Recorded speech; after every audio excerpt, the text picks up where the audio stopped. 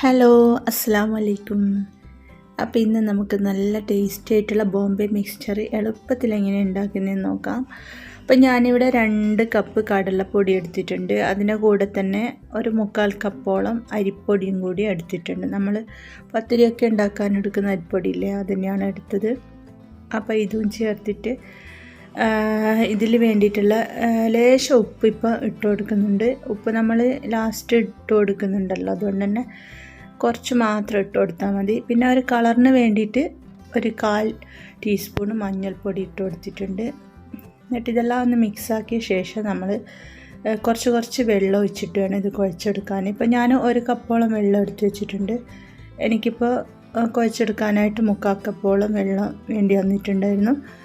ഇത് കണ്ടില്ലേ, ഇപ്പോൾ നല്ല സോഫ്റ്റായിട്ട് തന്നെ കുഴച്ചെടുത്തിട്ടുണ്ട്. ഇതിന് മേലെ ഞാനൊരു ടേബിൾ സ്പൂണോളം ഓയിലൊന്ന് ഒഴിച്ച് കൊടുത്തിട്ടുണ്ട്. ഒക്കെ റെഡിയാക്കുന്ന മുന്നേ ആയിട്ട് നമ്മൾ ഈ പരിപ്പൊന്ന് കുതിർക്കാൻ വേണ്ടി വെക്കണം. ഇതിപ്പോൾ മസൂർ ദാൽ തൊലിയോട് കൂടിയിട്ടുള്ളതാണ്. ഇത് ഞാനിപ്പോൾ 2-3 മണിക്കൂറിന് സോക്ക് ചെയ്യാൻ വെച്ചിട്ടുണ്ടായിരുന്നു. അപ്പോൾ എന്തായാലും അതൊരു 2 മണിക്കൂറെങ്കിലും നമ്മളിത് സോക്ക് ചെയ്യാൻ വെക്കണം. ഇനിയിപ്പോൾ ഞാൻ മിക്സ്ചർ ചുറ്റിച്ചെടുക്കുന്നത് ഈ ഒരു ചെറിയ നമ്മൾ ഇടിയപ്പമൊക്കെ ഉണ്ടാക്കുന്ന ചെറിയ അച്ചുണ്ടാവില്ല, അതിലാണ്. ഇപ്പം ഞാൻ ഒരു ബാച്ച് ഫ്രൈ ആക്കിയിട്ട് എടുത്തിട്ടുണ്ടായിരുന്നു. അത് ക്യാമറ ഓഫായി പോയതാണ്. അപ്പം നമുക്ക് വീണ്ടും ഇങ്ങനെ ചുറ്റിച്ച് കൊടുത്തിട്ട് ഫ്രൈ ആക്കിയെടുക്കാം. ഇപ്പോൾ ഈ മിക്സ്ചർ പെട്ടെന്ന് തന്നെ റെഡിയാകും. ഒരു മിനിറ്റിൻ്റെ ഉള്ളിലൊക്കെ തന്നെ ഇത് ഫ്രൈ ആയിട്ട് വരും. ഇപ്പം നല്ലോണം പതയെല്ലാം ഇങ്ങനെ അടങ്ങിയ ശേഷം നമുക്കിത് എണ്ണയിൽ നിന്നും കോരി മാറ്റാം. നമ്മൾ ഇത് ചെറിയ ഒരു മിക്സറായതുകൊണ്ട് തന്നെ വേഗം തന്നെ ഇത് കുക്കായിട്ട് കിട്ടും. അപ്പോൾ നമുക്ക് എല്ലാം തന്നെ റെഡിയാക്കിയിട്ടെടുക്കാം. പിന്നെ തീ നമ്മളെപ്പോഴും ഒരു മീഡിയം ടു ഫ്ലെയിമിൽ വെച്ചാൽ മതി. പെട്ടെന്ന് നമ്മൾ ഹൈ ഫ്ലെയിമിലൊക്കെ വെച്ചാൽ ഇത് ചിലപ്പോൾ കരിഞ്ഞു പോകാൻ സാധ്യതയുണ്ട്. അതുകൊണ്ട് തന്നെ അതൊന്ന് ശ്രദ്ധിച്ചാൽ മതി. നമുക്ക് ഈസി ആയിട്ട് തന്നെ വേഗം റെഡിയാക്കാൻ പറ്റുന്ന ഒരു സംഭവമാണല്ലോ. ഇതിപ്പോൾ എല്ലാം പൊരിച്ചെടുത്ത ശേഷം ഞാൻ പരിപ്പിട്ട് കൊടുത്തിട്ടുണ്ട്. പരിപ്പിട്ട് കൊടുക്കുമ്പോൾ കുറച്ച് തീ ഫസ്റ്റ് ഒന്ന് കൂട്ടി വെച്ച് കൊടുക്കുക, എന്നിട്ട് മീഡിയം ഫ്ലെയിമിലാക്കി കൊടുക്കുക. ഇതിപ്പോൾ നമ്മൾ ഇളക്കി ഇങ്ങനെ വറുത്തെടുത്താൽ മതി. ഇപ്പോൾ ഞാൻ കുറച്ച് ഭാഗമാണ് ഇട്ട് കൊടുത്തത്. ഇപ്പോൾ നന്നായിട്ട് തന്നെ ഇളക്കി കൊടുക്കുക. നമുക്ക് ഒരു പീസ് ഇങ്ങനെ ഒരു പരിപ്പെടുത്ത് നോക്കിയാൽ മനസ്സിലാകും അത് വെന്തിട്ടുണ്ടോയെന്ന്. ഇപ്പോൾ നന്നായിട്ട് തന്നെ ഫ്രൈ ആയിട്ടുണ്ട്. അപ്പോൾ നമുക്ക് ഇത് എണ്ണയിൽ നിന്ന് കോരി മാറ്റാം. നന്നായിട്ട് എണ്ണ കുടിക്കുന്ന പരിപ്പ് തന്നെയാണ്, അതുകൊണ്ട് തന്നെ നമ്മൾ ഒരു ടിഷ്യൂ പേപ്പറിൽ വേണം ഇത് വറുത്ത് കോരി മാറ്റാൻ. അപ്പോൾ നന്നായിട്ട് ഫ്രൈ ആയിട്ടുണ്ട്. നമുക്കിത് കോരി മാറ്റാം. പിന്നെ നിങ്ങൾക്ക് എൻ്റെ ചാനലും വീഡിയോസൊക്കെ ഇഷ്ടമാണെങ്കിൽ ഒന്ന് ലൈക്ക് ചെയ്യുക, ഷെയർ ചെയ്യുക, സബ്സ്ക്രൈബ് ചെയ്യുക. അതാണ് കാണുന്നെങ്കിൽ ഒന്ന് സബ്സ്ക്രൈബ് ചെയ്ത് സപ്പോർട്ട് ചെയ്യണേ. ഇപ്പോൾ നമ്മൾ ലാസ്റ്റ് കറിവേപ്പിലയും കൂടി ഫ്രൈ ആക്കിയിട്ട് ഇട്ട് കൊടുത്തിട്ടുണ്ട്.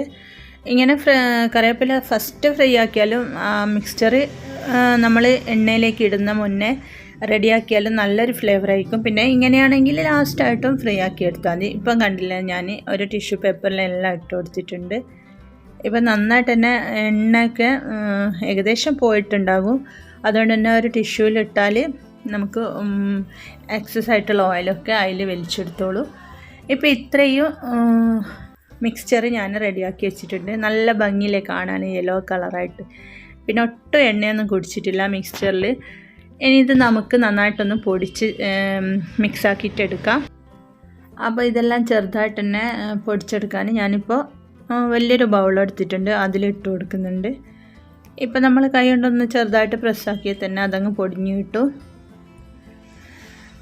കുറച്ച് ഇട്ട് കൊടുത്തിട്ട് ഇങ്ങനെ പൊടിച്ചെടുത്താൽ മതി. ഇപ്പോൾ വലിയൊരു ബൗളിൽ തന്നെയാണ് ഞാൻ ഇട്ട് കൊടുത്തത്, അതുകൊണ്ട് തന്നെ ഇതിൽ ഫുള്ളായിട്ടുണ്ടായിരുന്നു. അപ്പോൾ പൊടിച്ചെടുക്കുമ്പോൾ കുറച്ചുകൂടി ക്വാണ്ടിറ്റി കുറഞ്ഞു വരുമല്ലോ. അപ്പോൾ ചെറുപ്പത്തിലൊക്കെ വിചാരിക്കും ഈ മിക്സ്ചർ കഴിക്കുമ്പോൾ മുട്ട ഒക്കെ ചേർത്തിട്ടുണ്ടാക്കുന്ന മിക്സ്ചറാണ്. അതിനൊരു മുട്ടേൻ്റെ ചുവയാണല്ലോ ഉണ്ടാവുക. അതുകൊണ്ട് ഞാൻ തോന്നുന്നു മുട്ട മിക്സ്ചർ എന്നൊക്കെ ഇതിന് പേര് വന്നതെന്ന് തോന്നുന്നു. ഇപ്പോൾ ഇതാ കണ്ടില്ലേ, എല്ലാം പൊടിച്ചെടുത്തിട്ടുണ്ട്. നല്ല യെല്ലോ കളർ, നമ്മൾ ആ മഞ്ഞൾ ചേർത്തുകൊണ്ട് തന്നെ നല്ലൊരു കളറായിട്ടുണ്ട്. അല്ലെങ്കിൽ കുറച്ച് യെല്ലോ ഫുഡ് കളർ ചേർത്താലും മതി. അപ്പോൾ എല്ലാം റെഡിയാക്കി വെച്ചിട്ടുണ്ട്. ഇനി നമ്മൾ മാറ്റി വെച്ച പരിപ്പ് അതും കൂടി ചേർത്ത് കൊടുക്കുക. പരിപ്പും കറിവേപ്പിലയും കൂടി ചേർത്തിട്ട് ഇത് നന്നായിട്ട് തന്നെ മിക്സാക്കി കൊടുക്കുക. ഇതിൻ്റെ എല്ലാ ഭാഗങ്ങളിലും എത്തുന്ന വിധത്തിൽ നമുക്കിതൊന്ന് മിക്സാക്കിയിട്ടെടുക്കാം.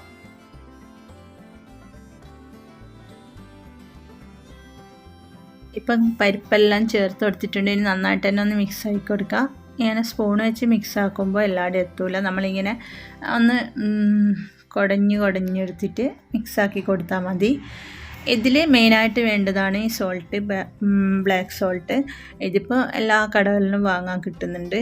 അപ്പോൾ ഫസ്റ്റ് നമ്മൾ ചേർത്ത് കൊടുക്കുമ്പോൾ ലേശം ചേർത്ത് കൊടുത്താൽ മതി. ഒരു 1/4 ടീസ്പൂണൊക്കെ എടുത്തിട്ട് ഒന്ന് മിക്സ് ആക്കിയിട്ട് നോക്കുക. എന്നിട്ട് വീണ്ടും നമുക്ക് മനസ്സിലാവുമല്ലോ എത്രത്തോളം ഉണ്ടെന്ന്. ഒരുപാട് ഫസ്റ്റ് തന്നെ ചേർത്ത് കൊടുക്കരുത്. അപ്പം ഞാൻ നോക്കിയപ്പോൾ കുറച്ച് കുറവായിരുന്നു, അതുകൊണ്ട് തന്നെ ഞാൻ വീണ്ടും ഒരു 1/4 ടീസ്പൂണ് ചേർത്ത് കൊടുത്തിട്ടുണ്ട്.